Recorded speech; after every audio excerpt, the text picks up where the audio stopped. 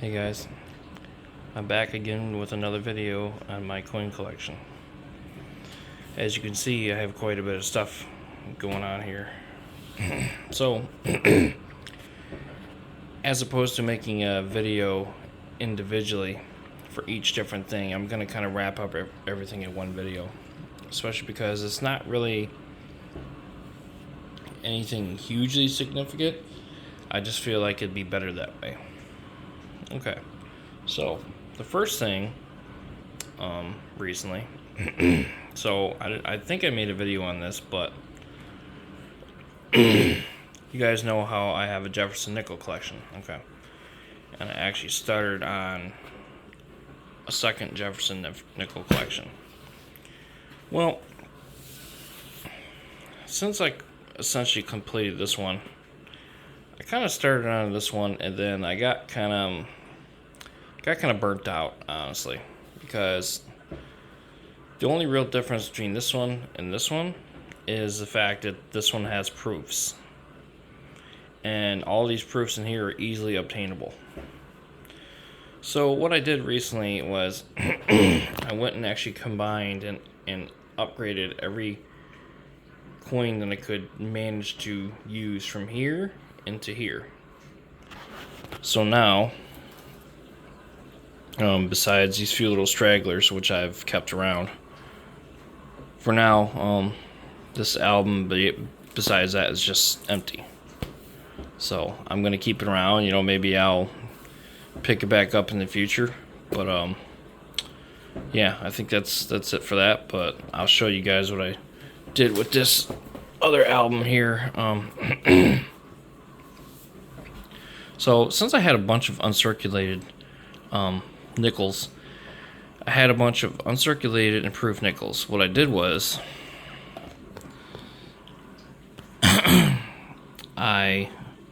like I said, upgraded several coins.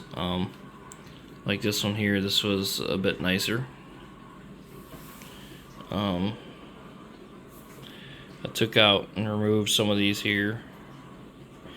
The biggest difference is honestly on the second page, because I had a lot of uncirculated coins from this particular period. So in that sense, they were upgraded. And I think, for me, I think that's good enough. And I may upgrade some of these other coins eventually. But this 1957 plane here, though, has some really nasty toning. I'm actually not really a fan of it, but...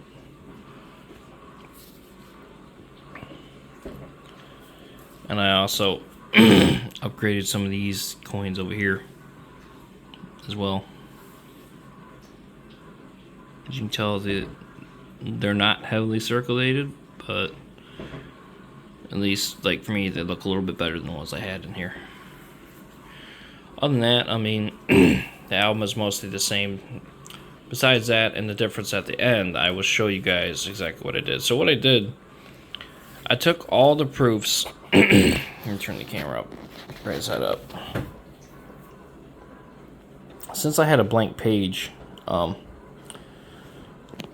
I decided to put all the proofs that I had into this album.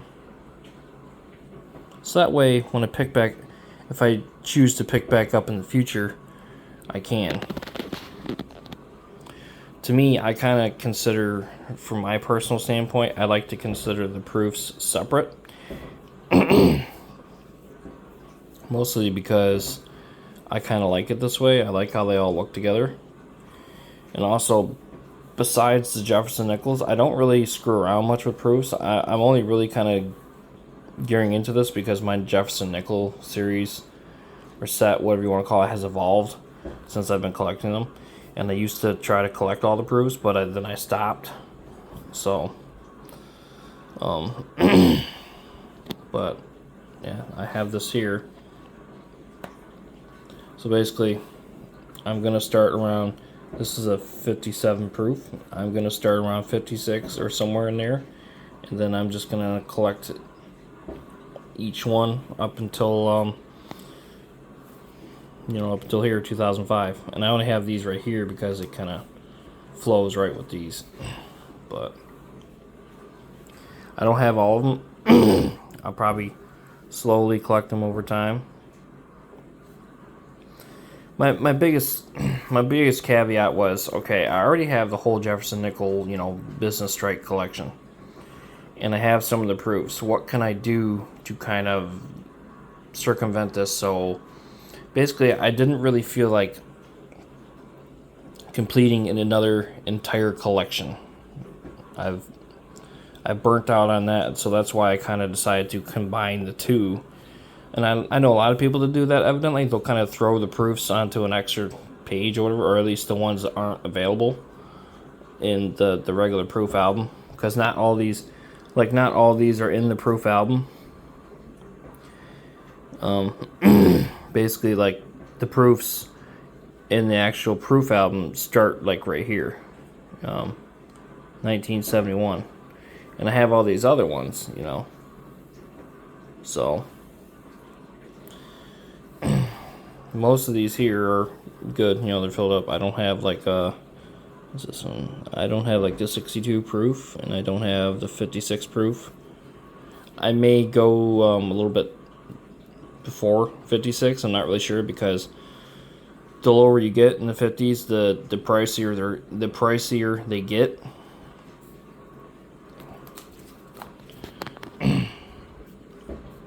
Here is the last page, and I have them spaced out evenly according to where they would go. So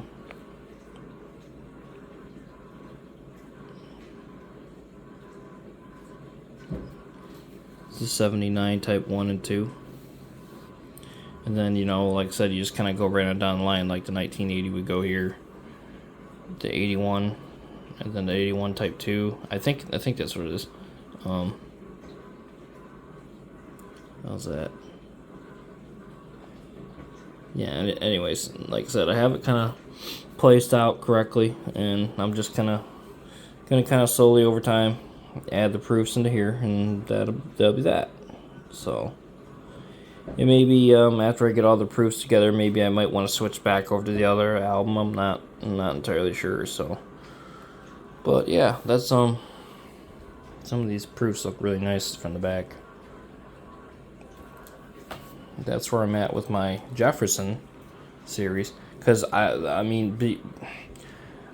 consider the proofs like a separate thing, like I said, because the actual business strike set, which for me is most of the set, is complete.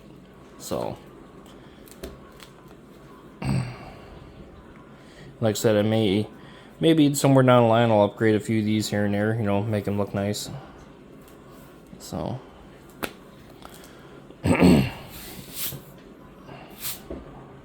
so that is the Jefferson nickels,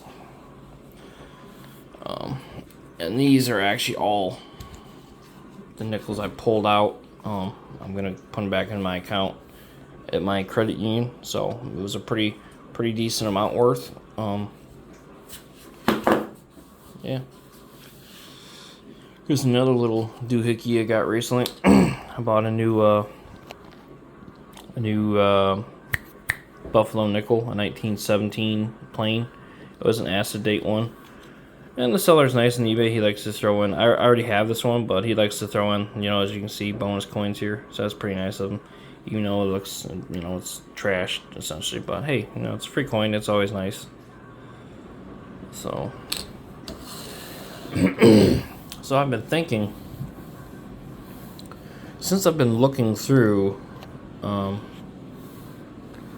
so many cent rolls recently, I actually have this. It's kind of hard to do this one-handed. These are wheat cents that I've been kind of conjuring up and just setting aside, mostly because these are duplicates. And I'm thinking to just kind of keep them around, Maybe someone could use them in the future. I've been having a lot of nice luck with people recently on coin community message boards, donating coins to me. I'm actually waiting for another shipment of coins. all 30s wheat cents, so that would be really cool. How's this? Oh, this is a 71S, so this is something I was keeping around. This is a duplicate. Here's another, it's just a nice little find. I think I already have this one, but this is a 1960D small date, so they're not really too hard to find, but they're kind of uncommon. So I figured someone might want that one day, you know. The most frustrating thing trying to find older wheat cents in circulation, you know, from coin rolls and such, is the fact that I feel like I'm finding the same ones over and over. You know, it's always either the 51, 51D, the 1948, the 56, the 41, the 45. You know, see, look, I got two 51s, 56s, 56. Hey, what could this be? Oh, a 48, yeah. You know what I mean? So, a 44, a 52, I already have that one. 51, 47. This was a nice little find. This is a 1910. I'm very happy to find a coin this old in circulation, but of course this is also another one that I already have. So, but yeah, like I said, I'm gonna keep these around just you know, in case somebody ever might want them. Feel like looking through them, you know. So, and in my search for Lincoln cents, I actually, so since I live in a border state, I live in Michigan, and I come across quite a few Canadian cents, and I actually had considered maybe trying to compile a little collection of Canadian cents. You know, I thought that'd be cool. So this whole tub here, little tub here, is actually Canadian cents, but so that's the scope of how many I find, which is ironic because evidently in Canada they stopped making them in 2012, so they're not circulating anymore. I've talked to a few Canadian coin people on these message boards, and they don't see them anymore because they're not accepted anywhere. So, but I've found some cool finds. So just a few examples, like I found this 44, 43, 40, 46.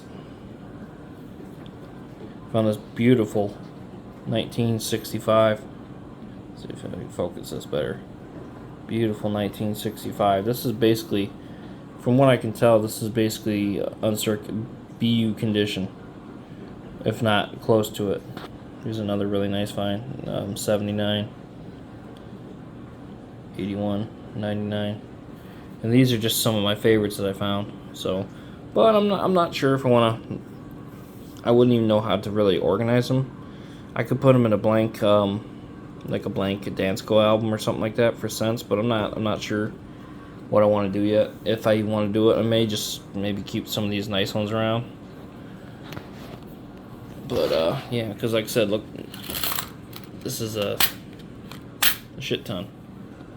But yeah, these are so cool because they're much older, and I mean they have King George on them. That's how old they are. The older Canadian coins had King George on them. You know, you can see the difference here. You know, here's Queen Elizabeth, and obviously you can see her in her various different stages on Canadian coinage. Like this one's probably different. Yeah, this one's slightly different. But that's when you know that these are pretty old. I'm sure they're not really particularly valuable or anything, but they're just, like I said, they're just really cool looking. And the fact that you can find these. So these are much like in the U.S. Evidently, they also had large cents at some point. So I would most likely just kind of start like a Canadian small cents collection,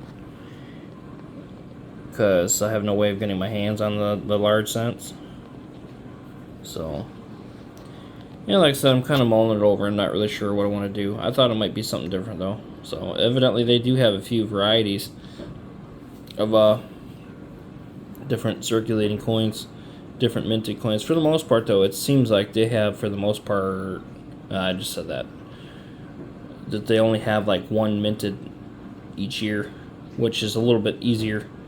But since I don't really know too much about Canadian coinage, in regards to like varieties and stuff like that, I'm not too sure.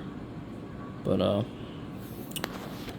yeah, I think that's about it, guys. Well, maybe I'll show you a few more things here. This is my 2x2 coin stock album. This is what I keep my Buffalo nickels in. This is the one I just got recently. I did show you guys this collection before, but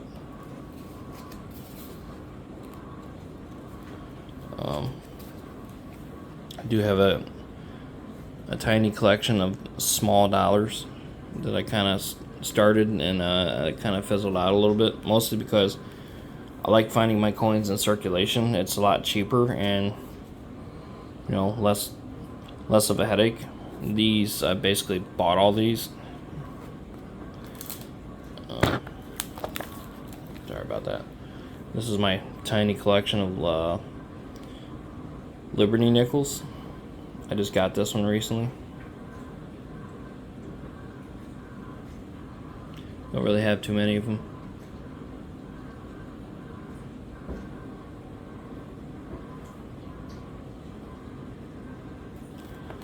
I'm not really sure if I want to go too crazy with this or not. I don't know.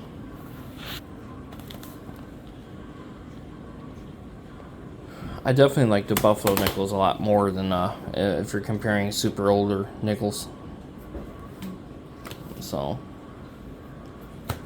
but yeah, guys, that's about it. Like I said, I'm waiting on a shipment of coins that were free. Essentially, it should be coming this week on Thursday, I think. That'll be super cool. I'm excited to go through a bunch of 30s because he's sending me like 130 wheat cents, and they're all 30s dated. So that yeah, that'll be super cool. But all right, guys, let me know in the comments possibly what you think. All right, I'm out.